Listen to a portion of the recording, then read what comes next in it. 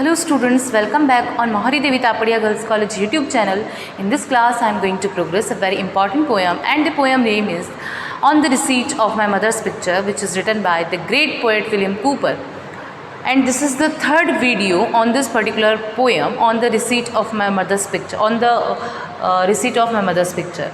So student, in this class I am going to explain 31 to 45 lines of the poem. Let's begin with text. Students, you know the meaning of this title, On the Receipt of My Mother's Picture. एक ऐसी on the receipt, एक ऐसी रसीद of my mother's picture जो मेरी माँ की picture की थी. मतलब एक इन्होंने अपनी पोएम को इनडायरेक्टली रिसीट बोला है. इनकी जो विलियम कूपर है, इनकी मदर की डेथ हो गई थी जब ये 6 साल के थे. देन ये 58 ईयर की एज में इन्होंने ये पोएम लिखी है. और ये जो इनकी पोर्ट्रेट है, माँ की पोर्ट्रेट इनको इनकी कज़न ने दी है, एन बॉडम ने. तो उस फ़ोटो को देख के इनके माइंड में जो भी इनके फीलिंग्स और इमोशंस हैं माँ के लिए, वो इन्होंने एक्सप्लेन किए हैं इस पोएम में. सो आई होप आपको, जो आपने 2 वीडियो देखे हैं ऑलरेडी, तो आपको समझ में आ गया होगा कि पोएम में क्या चल रहा है. कि अपनी माँ से बहुत प्यार करते हैं, माँ को याद कर रहे हैं. माँ को ये जब माँ की इनकी अंतिम विदाई हो रही थी, फ्यूनरल का टाइम था जब ये बच्चे थे, और ये अपनी नर्सरी विंडो से अपनी माँ को देख रहे थे और इन्होंने अपनी माँ को अंतिम विदाई दी. अब हम देखते हैं आगे क्या बोल रहे हैं ये. बट वॉज इट सच, क्या ये सब सही था. देखो यहाँ हमने छोड़ा था कल, a long Sai and webbed A last edu. मैं बहुत रोया और रोता रहा. Last edu means last farewell पे, मतलब मैंने जब तेरे से लास्ट बाय बाय किया, जब मतलब तेरे फ्यूनरल को मैं देख रहा था. फ्यूनरल में देख रहा था कि जब तुझे एक बॉक्स में ले जाया जा रहा था, ठीक है. बट वॉज इट सच, क्या ये सब हुआ. इट वॉज, हाँ ये हुआ. वेयर दाउ आर्ट गॉन, अब ये सब आर्ट कहाँ गया. Adieus and farewells are a sound unknown. ये जो 2 वर्ड्स हैं, अड्यूज़ एंड फेयरवेल्स, ये 2 वर्ड्स बहुत ज़्यादा नेगेटिव हैं. साउंड अननोन मतलब ये बहुत अननोन साउंड करते हैं. ये वर्ड्स अच्छे नहीं हैं. किसी की भी विदाई मतलब वर्ड्स अच्छे नहीं हैं. दोनों का मीनिंग एक ही है, विदाई. तो यही बोल रहा है कि adieus and farewells are sound unknown. May I but meet thee on that peaceful shore, कि क्या माँ, अब ये माँ से एक तरह से परमिशन ले रहा है, क्या माँ तू मुझे कभी किसी किनारे पे, किसी पीसफुल शोर पे मिलेगी.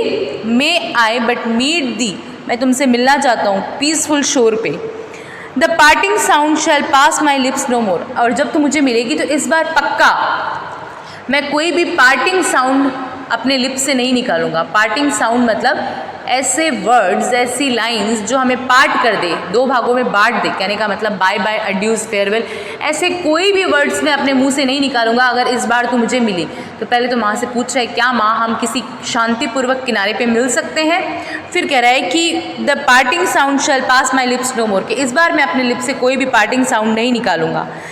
Thy maidens grieved themselves at my concern of gave me promise of a quick return.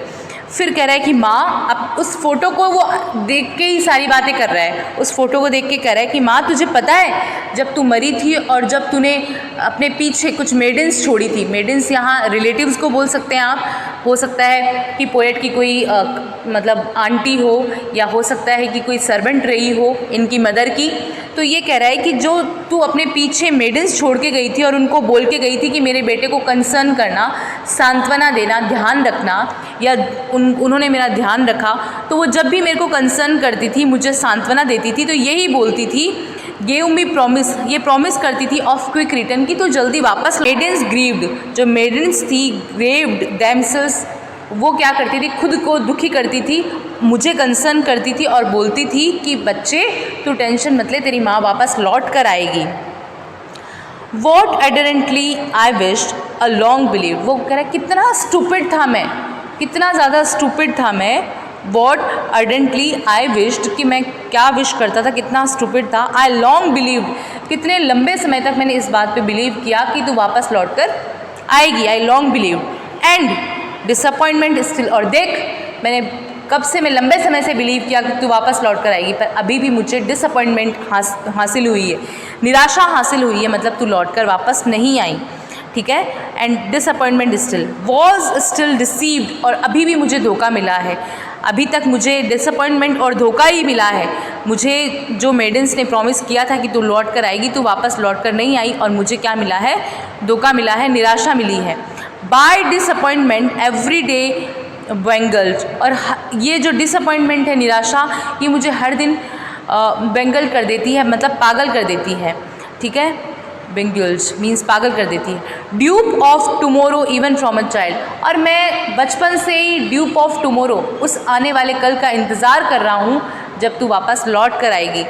Dupe of tomorrow even from a child, मैं अपने बचपन से, इवन फ्रॉम अ चाइल्ड, है ना, मैं वेट कर रहा हूँ किसका, आने वाले समय का, टुमोरो का, वो टुमोरो जिसमें तू हो, तू मेरे पास लौट कर वापस आए। ठीक है। दस many a sad tomorrow came and went, पर माँ अभी तक 10 मैनी बहुत सारे सैड टुमोरो, दुख भरे टुमोरो आए और चले भी गए, मतलब टुमोरो आए और चले भी गए, बहुत सारे दुख भरे टुमोरो आए। Till all may stroke of infant sorrow spend, और टिल तब से all my stock of infant sorrow spend, मैं अपने इन्फेंट से ही मेरे दुखों को क्या है, दूर कर रहा हूँ, स्पेंड कर चुका हूँ, अभी मैं अपने सारे दुख दूर कर चुका हूँ। I learn at last submission to my lot, वो कह रहा है मैंने सीखा अपना last submission to my lot, but though I less deplored thee near forget, पर मैं जो हूँ I less deplored thee near never forget, मैं इन सब चीज़ों को कभी भूल नहीं सकता हूँ, मुझे जो मेरी मेमोरीज़ है वो हमेशा याद रहेगी। सो स्टूडेंट, ये पोएम है on the receipt of my mother's picture, इस पर ऑलरेडी वीडियो बना हुआ भी है, आप देख सकते हैं। इस पर मैंने 3 पार्ट्स के वीडियोस बना रखे हैं जिनके व्यूज़ काफ़ी अच्छे हैं। ये तो रिवीजन क्लास चल रही है, इसलिए मैं आपको इन डिटेल इतना नहीं बता पा रही हूँ। अगर आपको इन डिटेल पढ़ना है तो आप इस पे जो पिंक कलर के थंबनेल में 3 वीडियोस बने हुए हैं वो देखें, तो आपको अच्छे से पोएम समझ में आ जाएगी। सो आज की जो लाइन्स थी उसमें तो बस यही बोला गया है कि ये जो फेयरवेल और अड्यूस जो वर्ड्स हैं ये बिल्कुल नेगेटिव वर्ड्स हैं, ये किसी को भी बोलना मतलब बहुत ज़्यादा दुखी कर देना है। फिर अपनी माँ को कह रहा है, क्या माँ हम किसी किनारे पर मिले और इस बार तो मिलेगी तो मैं तुझे कोई भी ऐसे वर्ड नहीं बोलूँगा, बाय बाय या टाटा, कोई भी वर्ड नहीं बोलूँगा। और फिर कह रहा है कि माँ तू अपने पीछे जिनको मेरा ध्यान रखने के लिए छोड़ कर गई थी वो मेरे को अभी तक पागल बनाती आ रही है कि भाई तेरी माँ लौट कर वापस आएगी, लौट कर वापस आएगी, उन्होंने मेरे से प्रॉमिस किया था। पर मैं भी कितना स्टूपिड था कि मैंने वो प्रॉमिस मान लिया और तब से मैं अब तक धोखा खा रहा हूँ। मुझे तो निराशा मिली है, मुझे तो कभी भी तू लौट कर वापस नहीं आई, मुझे तो डिसअपॉइंटमेंट ही मिली है। और मैं कब से, जब से उन्होंने बोला है तब से मैं हर आने वाले दिन का इंतज़ार करता हूँ कि क्या पता मेरी माँ आने वाले दिन में कभी भी लौट कर आ जाए, पर ऐसा नहीं हुआ। बहुत सारे टुमारो आने वाले कल जो आके चले भी गए, पर ऐसा कुछ भी नहीं हुआ। ठीक है। और फिर वो कह रहा है मैं अपने बचपन से ही till all my stock of infant sorrow spend I learn at last submission to my lord, मैं बचपन से अपने सारे दुखों को दूर करता आ रहा हूँ, but though I less deplored thee never forget, पर ये जो है ये मेरे से कभी भुलाया नहीं जाएगा।